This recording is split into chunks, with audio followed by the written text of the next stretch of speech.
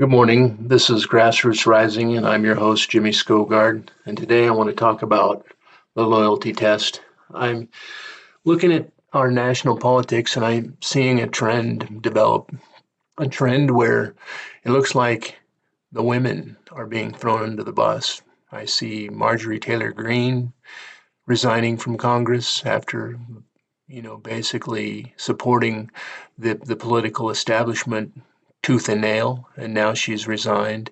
I see Kristi Noem, the staunch defender of Homeland Security policy that the administration implemented, defending it to the end, removed from office. And now we see Pam Bondi, the staunch defender of the Department of Justice and the administration's policies, see her being thrown out.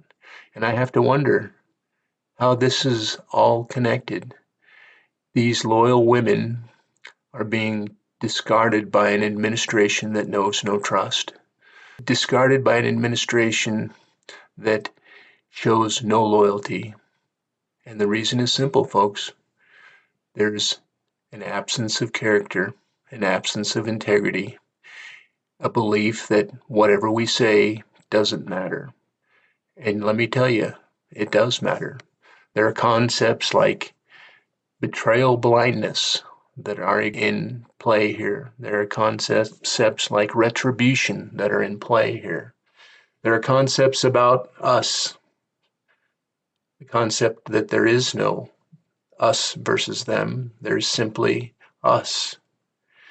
I mean, let's take, for example, the time I was at the coffee shop listening to my conversations and having a kind of an interesting conversation with some strangers, and a man sitting nearby who had his laptop open appeared to be scrolling memes, outrage memes probably, maybe feeding his fears and distrust. And he's moving folks into a bucket, and he speaks up about adding all of the Muslims to a bucket. All of the Muslims are out to get us. His reasoning that they all practice some type of religion that tells us that they're out to get us. Well, I'm here to say that that's not the case. That's not been my experience in my 60 years on this planet. I have yet to find someone that's out to get me, and yet the idea exists. Anyway, the conversation deteriorates as one of the folks that's talking with me jumps up and points a finger at the gentleman and calls him a bigot. And then they start fighting back and forth, and I'm forced to give up. I stand up and move away from the conversation. The conversation cools, and the temperature returns to normal. It brings me to the conclusion that the messages we share must survive face-to-face conversations with a neighbor. If you can't say it calmly enough, honestly, and with full responsibility to the person sitting right in front of you, then that message fails the test. If my political loyalty requires me to ignore the humanity of the person beside me, I'm failing something deeper than an argument. This is betrayal blindness, and it helps explain the human nature that makes this happen. We depend so much on the institutions, so much on the tribe, so much on the story of safety and identity. We often look away from what should be obvious to us, that we do need leaders with character. We do need leaders with integrity. We do need leadership that cares about others and not just themselves.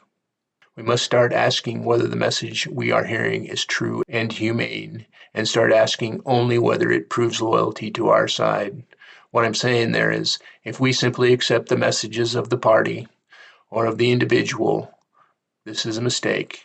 This is a democratic republic, and each of our voices is as important as the next. A face-to-face test is simple. You know, if you can't say that sentence to your mother or a veteran or a worker, you shouldn't carry that message at all. You shouldn't repeat that message. You should reject the message. It's not about us versus them, folks. It's just about us. When someone finally speaks plainly, the backlash often follows. The goal: deny the truth, attack the speaker, and try to paint the truth teller as the problem. It takes courage. It takes courage. This is not a solo act. No one should speak alone. When one of us speaks up, another one needs to check in and share the conversation. When lies start spreading, we need to keep records, save those screenshots, hold the receipts, and keep shedding light on the facts. When one person takes a stand, the rest of us repeat the honest part calmly in our own words so the weight does not land or set on the shoulders of one. When the backlash hits close to home, we need to support each other in practical ways.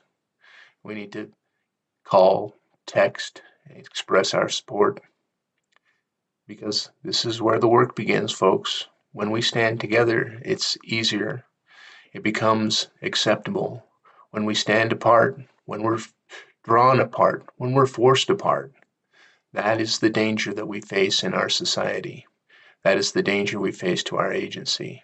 And to retain or regain our agency, we need to work together. Real loyalty does not ask us to stop seeing. Real loyalty helps us stand in the light together. The light is what we need to grow. We need to stand again in the light and reject the rhetoric of division. We need to realize that we are stronger together. When we act together, real change happens. Test your messages before you repeat them.